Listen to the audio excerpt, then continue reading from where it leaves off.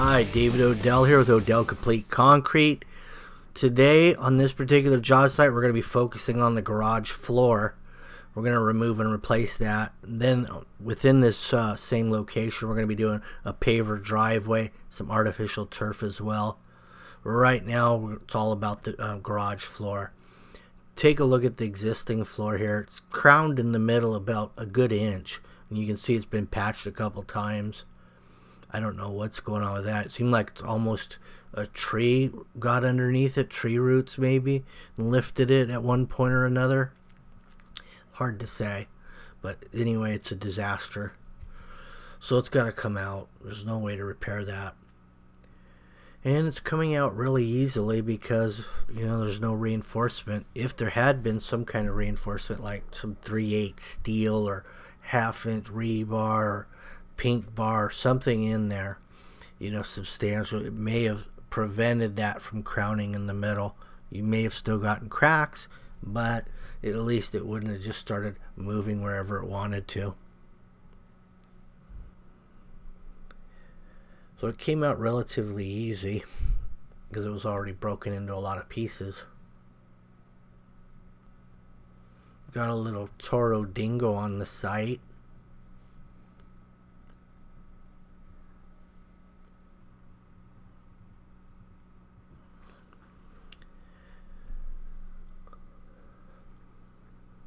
There's the DeWalt laser level. Just came out and it's setting on top of its own box enclosure. The main thing on these garages is you want the door right along the bottom where the door would come down. You want that level across there. That way when you drop that door, it seats nicely.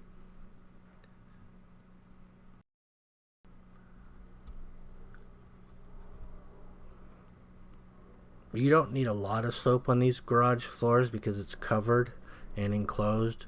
So you're probably only looking at 1% or less of slope out the front. And then all your framing is set up on top of a stem wall. In the front, it's approximately 6 inches raised. And then in the back, you're probably looking at about 3 inches. So you got 3 inches and 20 feet, it looks like. Or 22 feet maybe.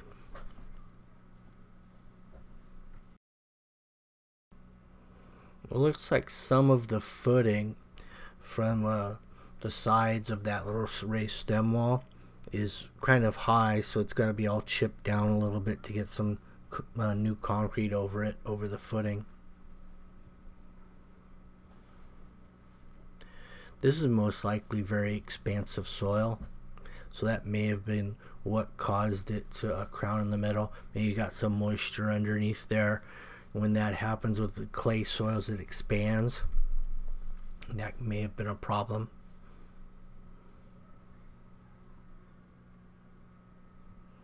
The two wood stakes in the middle establish the elevation of the new concrete.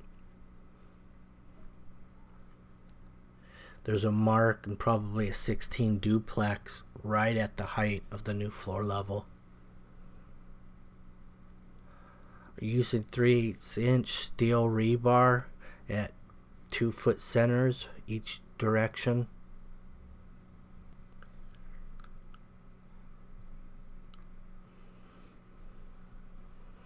Right now he's measuring the width of the garage because what he wants to do before the concrete goes in here is lay out where the control joints are going to go. So we've got a 16-foot door, maybe 8 feet to center, somewhere in that vicinity.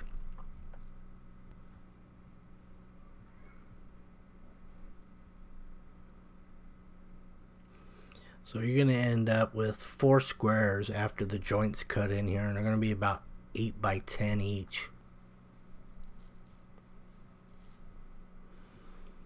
So all the prime water went into the wheelbarrow, and then we got to the good concrete, and now it's going into the hole. Now it's important when you're doing these is to raise the rebar off the ground as you go. If you dobie it up ahead of time, they end up bending because this is 3/8 steel. So when you walk on 3/8 rebar on Dobie's, it just bends anyway. And then you have some rebar sticking out of the surface, some touching the dirt. So what you want to do is just pull it up and then step in between the rebar because it's onto its center, so you have the room to avoid knocking it back down by stepping on it.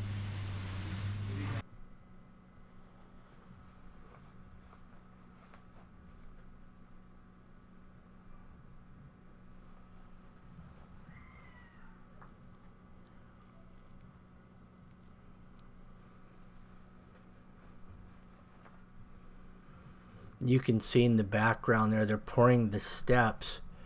That's just going to be a base for the pavers, and that's what's going to really create the steps is the foundation, and the pavers will go on top. But that's another video. Now we have a 3-foot wood bowl float. This looks to be the second pass because you can see that the initial bowl float, we had some bleed water come up, and now looks like they're bowl floating it again.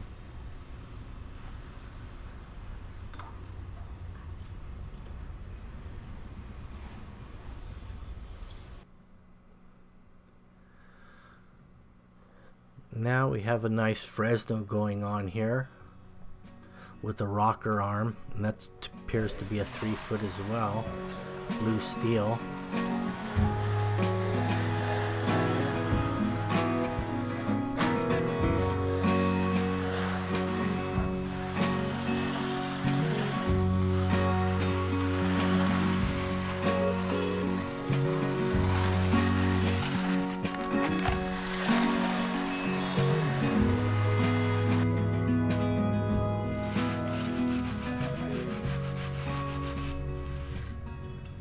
Now it's about the right stage to start joining, and this is about a 5-foot long cutter.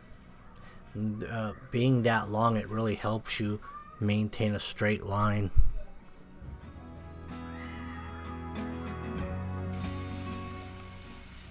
That's not your finished joint.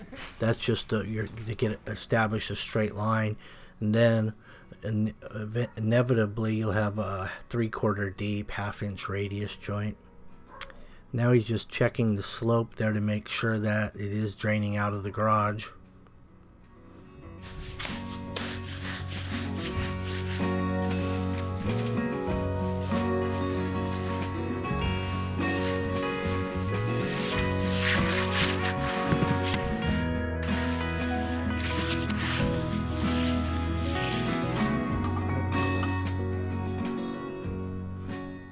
On a garage floor, it's just going to get a hard trowel smooth finish on it.